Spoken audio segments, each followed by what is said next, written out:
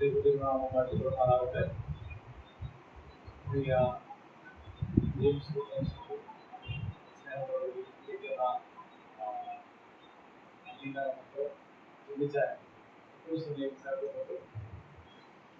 യോഗത്തിലായിരിക്കുന്ന കുടുംബാംഗങ്ങൾക്കും അതുപോലെ തന്നെ സഭാവിശ്വാസികൾക്കും ആശ്വാസവും പ്രത്യാശയും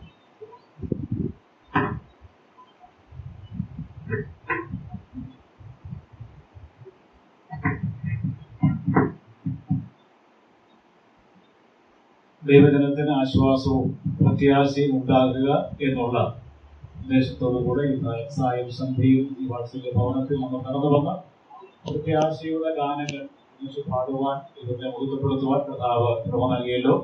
അതിനോടുകൂടെ ദൈവത്തിന് സ്തോത്രം ചെയ്യുന്നു. പ്രിയ ജിമ്മിച്ചായനെ അനേക വർഷങ്ങളായിട്ട് എനിക്കറിയാം. അതിൽ ഏറ്റവും അടുക്കുവാനുള്ള കാരണം തൃശ്ശൂര് രംഗബോധി യോഗ ഇൻസ്റ്റിറ്റ്യൂട്ടിൽ ഞാൻ ആദ്യമായി പഠിപ്പിക്കാൻ വരുന്ന സമയം ജിമ്മിച്ചായൻ ഇതിന്റെ സെക്രട്ടറി ആയിട്ട് സേവനം അനുഷ്ഠിക്കുന്ന സന്ദർഭമാണ്. ആ സമയത്ത് അവിടെ ടീച്ചറിന്റെ ഭവനത്തിലാണ് ക്ലാസുകൾ നടന്നുകൊണ്ടിരുന്നത്. അപ്പോൾ അങ്ങനെ ജിമ്മിച്ചായൻ ഇടയ്ക്കിടയ്ക്ക് വരികയും സംസാരിക്കുകയും അതിനുശേഷം അനേക പ്രാവശ്യം ഈ ഭവനത്തിൽ വരുവാൻ, ഈ ഭവനത്തിൽ ശുശ്രൂഷയുമായി ബന്ധപ്പെട്ട് വന്ന് അവരുടെ ആതിഥ്യ മര്യാദകളൊക്കെ ശുശ്രൂഷകളൊക്കെ കേൾക്കുവാൻ എനിക്കിടയായി തീർന്നിട്ടുണ്ട്.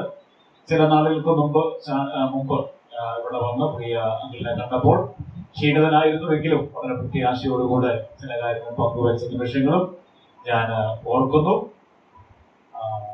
നമ്മുടെ ജീവിതം കർത്താവിന് സമർപ്പിക്കപ്പെട്ടത്, അങ്ങനെ കർത്താവിന് സമർപ്പിക്കപ്പെട്ട ജീവിതങ്ങൾ ദൈവസന്നിധിയിൽ ചേർക്കപ്പെടുകയും ചെയ്യുമ്പോൾ തീർച്ചയായിട്ടും നമുക്ക് പ്രത്യാശയ്ക്ക് വകയുണ്ട്. തീർച്ചയായിട്ടും ഏത് പ്രായത്തിൽ ആര് മരിച്ചാലും വേണ്ടപ്പെട്ടവർക്ക് വേർപാടെന്ന് തന്നെയാണ്, ഒരു വേദന തന്നെയാണ്, കുടുംബാംഗങ്ങൾക്ക് വേദനയാണ്. ഈ ദിവസം പ്രാർത്ഥിച്ചപ്പോൾ ഓർത്തു ഞങ്ങളെ നയിച്ച കർത്താവരദാസൻ, ഞങ്ങളെ പഠിപ്പിച്ച കർത്താവരദാസൻ, ദൈവസഭയിൽ അനുഗ്രഹീതമായ ശുശ്രൂഷ നിർവഹിച്ച അതിന് ശുശ്രൂഷകളേറ്റ സഹോദരി സഹോദരന്മാർ, ഞങ്ങളോട് ചേർന്ന് ശുശ്രൂഷകൾ ചെയ്തു വന്ന ഇടയന്മാർ, അവർക്കെല്ലാം ഒരു വേദനയുടെ അനുഭവമാണ് വേർപാട് എന്ന് പറയുന്നത്. എന്നാൽ ദൈവമക്കളെ സംബന്ധിച്ചിടത്തോളം വേർപാട് സങ്കടമുളവാക്കുന്ന വസ്തുതയാണെങ്കിലും നമുക്ക് പ്രത്യാശയും സന്തോഷവും നൽകുന്ന ഒരു വസ്തുതയാണ്. ഇന്ന് സായം സന്ധ്യയിൽ ഒരു ലളിതമായ ഒരു ആലോചന നിങ്ങളുമായിട്ട് പങ്കുവയ്ക്കുവാൻ ഫിലിപ്പിയ ലേഖനം 3-ാം അധ്യായം അതിന്റെ 1-ാമത്തെ വാക്യം ആരംഭമായിട്ട് ഒന്ന് വായിച്ച് കേൾപ്പിക്കുന്നു.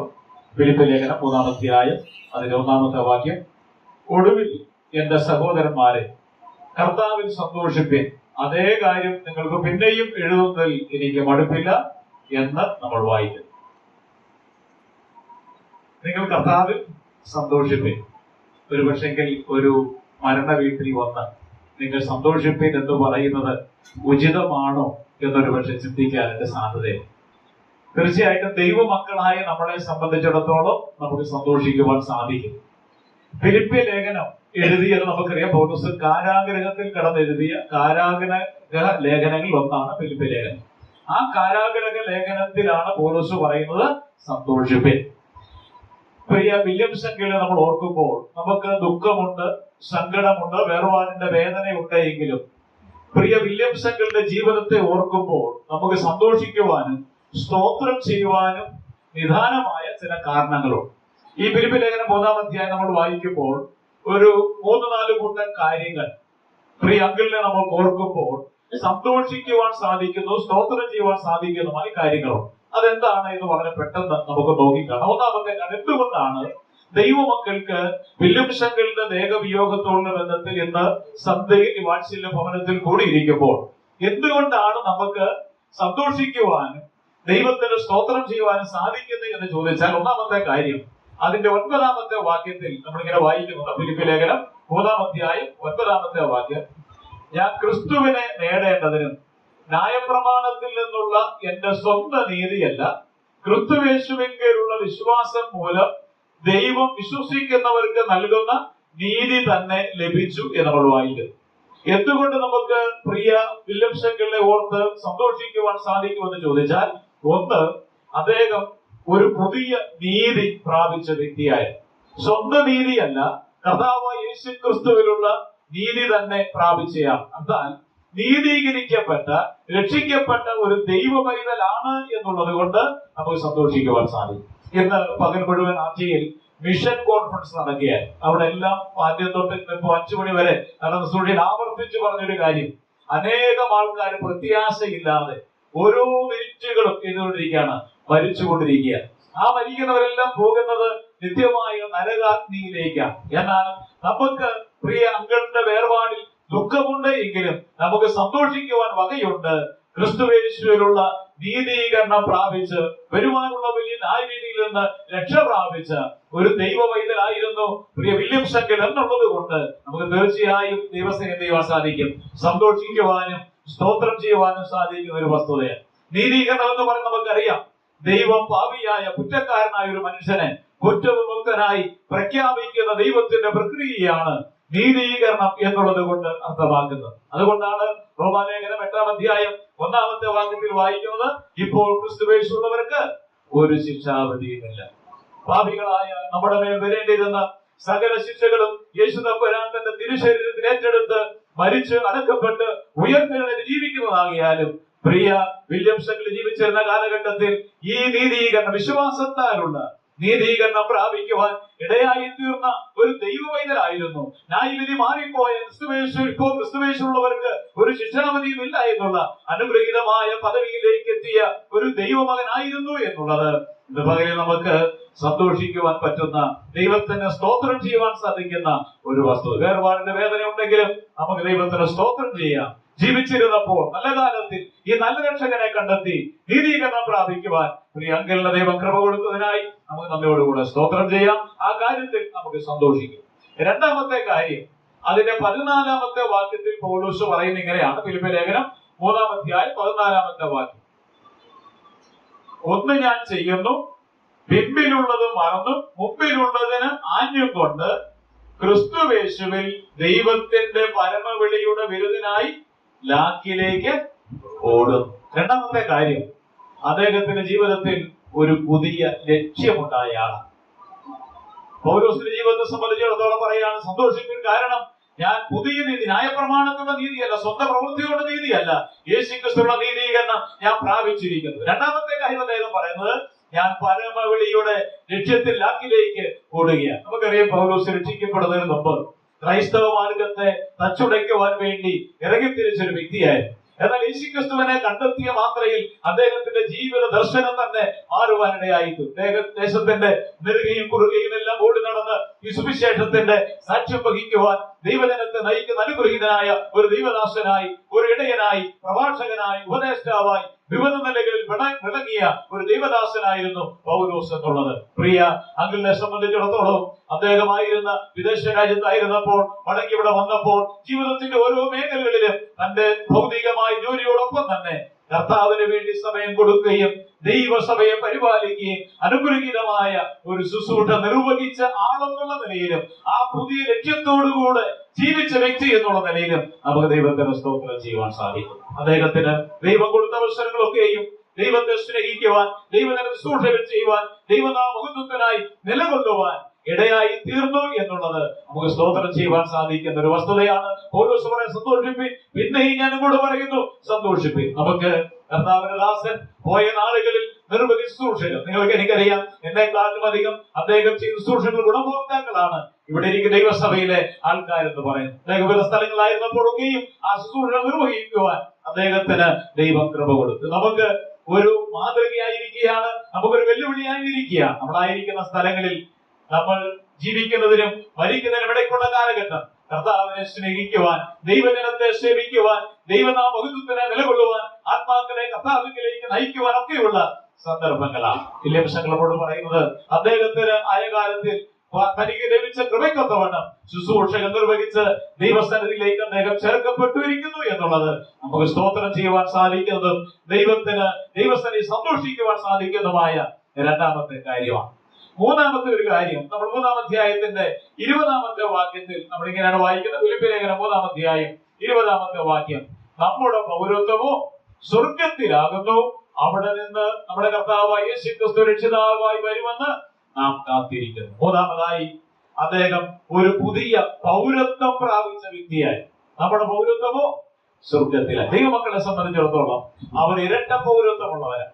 ഈ ഭൂമി നമ്മൾ ജനിച്ചപ്പോൾ, പഞ്ചായത്ത് നമ്മൾ രജിസ്റ്റർ ചെയ്തപ്പോൾ നമ്മൾ ഈ ഇന്ത്യയിലെ പൗരന്മാരായി തീർന്നവരാണ്. എന്നാൽ സ്വർഗത്തിൽ നിന്ന് നമ്മൾ വീണ്ടും ആത്മീയ ജന്മം പ്രാപിച്ചപ്പോൾ നമ്മൾ സ്വർഗീയ പൗരന്മാരായി തീർന്നു. അതുകൊണ്ട് പൗലോസ് പറയുകയാണ്, നമ്മുടെ പൗരത്വമോ സ്വർഗത്തിലാകും. വില്യംസനെ സംബന്ധിച്ചിടത്തോളം അദ്ദേഹം പുതിയ നിരീകരണം പ്രാപിച്ചു, പുതിയ ദിശാബോധത്തോടുകൂടെ ദർശനത്തോടുകൂടെ ജീവിതം കഴിച്ചു.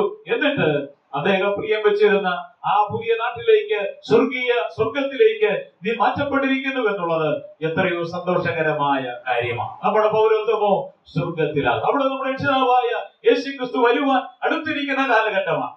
ഒരുപക്ഷെങ്കിൽ ഈ കാലം കർത്താവ് യേശുക്രിസ്തു ഇന്നോ ഇല്ലെങ്കിൽ ഈ ഫ്യൂണറൽ ശുശ്രൂഷ നടക്കുന്ന മുമ്പോ വന്നു കഴിഞ്ഞാൽ ഫ്യൂണറൽ ശുശ്രൂഷ നടക്കേണ്ടതായി വരികയില്ല. നമ്മൾ കർത്താവിന്റെ സന്നിധിയിലേക്ക് ചേർക്കപ്പെടുന്ന അനുഗ്രഹീതമായ ഒരു ദിവസമുണ്ട്. കർത്താവ് വരുന്നത് സ്വർഗീയ പൗരന്മാരായി തീർന്ന ദൈവജനത്തെ ചേർക്കുവാൻ കർത്താവ് വരുവാൻ പോകുന്ന അനുഗ്രഹീതമായ ഒരു പ്രത്യാശയുണ്ട്. കർത്താവ് വരുമെന്നുള്ളത് ഒരു സുരക്ഷിതമായ കാര്യമാണ്. ആ പ്രത്യാശയോടുകൂടെയാണ് കർത്താവിന്റെ ദാസൻ ജീവിച്ചതും ശുശ്രൂഷകൾ ചെയ്തതും. ആ പ്രത്യാശയോടുകൂടെ തന്നെയാണ് നമ്മൾ ഇന്ന് രാത്രിയിൽ സായം സന്ധ്യയിൽ ദൈവത്തിന്റെ സന്നിധിയിലായിരിക്കുകയും ചെയ്യുന്നത്. നമ്മുടെ പൗരത്വമോ സ്വർഗത്തിലാകും. സ്വർഗീയ പൗരന്മാരായി തീർന്നത്. കർത്താവ് പറഞ്ഞു, ഞാൻ പോയി നിങ്ങൾക്ക് വേണ്ടി ഭവനമൊരുക്കുവാൻ പോകുന്നു. ഭവനം ഒരുക്കി കഴിഞ്ഞാൽ ഞാൻ വീണ്ടും വന്ന് നിങ്ങളെ എന്റെ അടുക്കൽ ചേർക്കും എന്ന് കർത്താവ് സ്വർഗീയ പൗരന്മാർക്ക് വേണ്ടി കർത്താവ് ഒരുക്കുന്ന മനോഹരമായ ഒരു ഭവനം. ആ ഭവനത്തിലേക്കാണ് വില്യംസങ്ങൾ ചേർക്കപ്പെട്ടിരിക്കുന്നത് എന്നുള്ളത് നമുക്ക് സന്തോഷം നൽകുന്ന ഒരു വസ്തുതയാണ്. ഈ ഭവനം വിട്ട് ഈ ഭവനത്തിൽ നിന്ന് മാറ്റപ്പെട്ടുവെങ്കിലും അദ്ദേഹം പോയിരിക്കുന്നത് സ്വർഗീയ പൗരത്വമുള്ള ആ പുതിയ ഭവനത്തിലേക്ക്, പ്രത്യാശയുടെ തുറമുഖത്തേക്കാണ് കർത്താവിന്റെ ദാസൻ പോയിരിക്കുന്നത് എന്നുള്ളത് നമുക്ക് നൽകുന്ന ഏറ്റവും വലിയ പ്രത്യാശയും സന്തോഷിക്കുവാൻ സാധിക്കുന്ന മറ്റൊരു വിഷയമാണ്. നാലാമത്തെ കാര്യം, നമ്മൾ അതിന്റെ 21-ാമത്തെ വാക്യത്തിൽ വായിക്കുന്ന ഒരു കാര്യമുണ്ട്. ഫിലിപ്പി ലേഖനം 3-ാം 21-ാമത്തെ വാക്യം, അവൻ സകലവും തനിക്ക് കീഴ്പ്പെടുത്തുവാൻ കഴിയുന്ന തന്റെ വ്യാപാര ശക്തി കൊണ്ട് നമ്മുടെ താഴ്മയുള്ള ശരീരത്തെ തന്റെ മഹത്വമുള്ള ശരീരത്തോട് അനുരൂപമായി രൂപാന്തരപ്പെടുത്തും. നാലാമതായി നമുക്ക് സന്തോഷിക്കുവാൻ സാധിക്കുന്ന വസ്തുത, കർത്താവിന്റെ ദാസന് ഒരു പുതിയ ശരീരം ലഭ്യമാകുമെന്നുള്ളത് നമുക്ക് സന്തോഷിക്കുവാൻ സാധിക്കുന്ന വസ്തുതയാണ്. കഴിഞ്ഞ പ്രാവശ്യം ഇവിടെ വന്നപ്പോൾ വില്യംസങ്ങളുമായി സംസാരിച്ചു. അദ്ദേഹത്തിന് ക്ഷീണമുണ്ടായിരുന്നു. അദ്ദേഹം പറഞ്ഞു, ഓരോ ദിവസം കഴിയുമ്പോഴും ശരീരം ക്ഷയിച്ചുകൊണ്ടിരിക്കുകയാണ് അദ്ദേഹം പറഞ്ഞു. തീർച്ചയായിട്ടും നമ്മുടെ ഒക്കെ ശരീരങ്ങൾ ക്ഷയിക്കുന്നതായ ശരീരങ്ങളാണ്. 70-80 എന്ന് പറയുന്നത് പോലെ ദൈവം വെച്ചിട്ടുള്ള ആയുസ് നമ്മൾ ജീവിക്കും. അത് കഴിഞ്ഞാൽ ഓരോരോ നാളുകൾ കഴിയുന്തോറും നമ്മൾ ക്ഷീണിതരായിത്തീരും. അബലഹീനമായ ശരീരത്തിൽ ചില നാളുകൾ ജീവിക്കുവാൻ്റെയായിത്തീരും. എന്നാൽ കർത്താവായ യേശുക്രിസ്തു വരും. ഈ മൺമയമായ ശരീരം പിൻമയമായ ഒരു ശരീരം പ്രാപിക്കുന്ന അനുഗ്രഹീതമായ ഒരു ദിവസവും. അതിന്റെ ഉറപ്പെന്ന് പറഞ്ഞാൽ എന്താണ് എന്ന് ചോദിച്ചാൽ, നമ്മുടെ കർത്താവായ യേശുക്രിസ്തു മരിക്കുക മാത്രമല്ല, അവർ ഉയർത്തെഴുന്നേറ്റ് ജീവിക്കുന്നത് കൊണ്ട് ആ വലിയ പ്രത്യാശ ദൈവമക്കളാകുന്ന നമുക്ക് ഓരോരുത്തർക്കും. നമ്മുടെ നാഥൻ വരും. ഈ വില്യംസങ്ങൾ മാത്രമല്ല, നമ്മൾക്ക് മുന്നേ പോയ അനേക വിശുദ്ധന്മാർ, നമ്മുടെ വേണ്ടപ്പെട്ടവര് അനേകം ആൾക്കാർ, ജീവിച്ചതിനേക്കാൾ മുമ്പേ പോയ കർത്താവിന്റെ സന്നിധിയിൽ വിശ്രമിക്കുന്നവരായ കല്ലറകളിൽ ഉറങ്ങുന്നതായ അനേക വിശുദ്ധന്മാരുണ്ട്. കർത്താവായ യേശുക്രിസ്തുവിന്റെ വീണ്ടും വരവിങ്കൽ കാഹളനാദം ധ്വനിക്കുമ്പോൾ മരിച്ചവർ അക്ഷയരായി ഉയർത്തെഴുന്നേൽക്കുന്ന അനുഗ്രഹീതമായ ദിവസത്തിൽ മൺമയമായ ശരീരം പിൻമയമായ ശരീരമായി രൂപാന്തരപ്പെടുന്ന അനുഗ്രഹീതമായ ഒരു ദിവസമാണ്. ഈ മൃതശരീരം നിശ്ചയിച്ചിരിക്കുന്ന പോലുള്ള ദിവസത്തിൽ അത് മറവ് ചെയ്യുവാനിടയായി തീരും. മണ്ണിൽ നിന്ന് എടുത്ത ശരീരം മണ്ണിലേക്ക് അടക്കപ്പെടുവാനിടയാകും. എന്നാൽ നമ്മുടെ നാഥൻ വീണ്ടും വരുമ്പോൾ ഈ മൺമയമായ ശരീരം, ജീർണിക്കുന്ന ശരീരം അമർത്യമായ അനുഗ്രഹീതമായ ഒരു ശരീരം പ്രാപിക്കുമെന്നുള്ളത് നമുക്ക് പ്രത്യാശ നൽകുന്ന അവസ്ഥ. മാത്രമല്ല, നമ്മളൊരു ശരീരത്തിലൂടെയുള്ള പുനരുത്ഥാനമായതുകൊണ്ട് നമുക്ക് ചെയ്യാൻ സാധിക്കും, കാണുവാനും സാധിക്കും. ദൈവത്തിന് സ്തോത്രം. ആന്റിക്ക് വേർപാടിന്റെ ദുഃഖമുണ്ട്, മക്കൾക്കുണ്ട്, സഭാംഗങ്ങൾക്കെല്ലാം. പുനരുത്ഥാനത്തിന്റെ ആ നല്ല ദിവസത്തിൽ നമ്മളെ വിട്ടുപോയവരൊക്കെ നമ്മൾ എന്ത് ചെയ്യും? കാണുന്ന അനുഗ്രഹീതമായ ഒരു ദിവസം. എത്ര വലിയ പ്രത്യാശയാണ് ദൈവജനത്തിനുള്ളത്. നമ്മളെ വിട്ടുപോയവരെ കാണുന്നതായ അനുഗ്രഹീതമായ ഒരു ദിവസം. ഇന്ന് സായം സന്ധ്യയിൽ വേർപാടും ദുഃഖത്തിലായിരിക്കുന്ന ആന്റി, മക്കൾ, സഭാവിശ്വാസികൾ, പൗലോസ് പറയുക, നമുക്ക് വേർപാടും ദുഃഖമുണ്ട് എങ്കിലും നമുക്ക് സന്തോഷിക്കുവാൻ സാധിക്കും. സന്തോഷിക്കുവാൻ സാധിക്കുന്നതിന്റെ 4 കാരണങ്ങളാണ് ഇന്ന് സന്ധ്യയിൽ നമ്മൾ കണ്ടത്. നമുക്ക് എത്രയോ ഭാഗ്യമുള്ളവർ. 4 കാര്യങ്ങൾ. ഒന്ന്, അദ്ദേഹം ഒരു പുതിയ നീതീകരണം പ്രാപിച്ച വ്യക്തിയായി. നിത്യമായ ന്യായവിധിക്ക് നരകത്തിനും അർഹനായിരുന്ന നമ്മൾ ഓരോരുത്തരും അങ്ങനെയായിരുന്നു. എന്നാൽ നമ്മുടെ മുഴുവൻ ശിക്ഷകളും യേശു കർത്താവ് തന്റെ ശരീരത്തിൽ ഏറ്റെടുത്ത് നമുക്ക് പാപപരിഹാരം വരുത്തിയതുകൊണ്ട്, ജീവിച്ചിരുന്നപ്പോൾ യേശു കർത്താവിനെ സ്വീകരിപ്പാൻ ഇടയായി തീർന്നതുകൊണ്ട് ആ വലിയ പ്രത്യാശ അദ്ദേഹത്തിന് ഉണ്ടാകുവാൻ, രക്ഷിക്കപ്പെട്ടവർ മരിക്കുമ്പോൾ അത് സന്തോഷിക്കുവാൻ സാധിക്കും. ഒപ്പം തന്നെ പകൽ മുഴുവൻ ചിന്തിച്ചിരുന്ന വിഷയം എന്റെ ഹൃദയത്തിലെ ഭാരമായിട്ട് ഞാൻ പറയാം. നമ്മുടെ ചുറ്റുപാടും എത്രയോ ആൾക്കാർ നിമിഷം ഈ നല്ല നാഥനെ കാണാതെ, നല്ല നാഥനെ അറിയാതെ, പ്രത്യാശയില്ലാതെ നിത്യനരകത്തിലേക്ക് മാറ്റിക്കൊണ്ടിരിക്കും.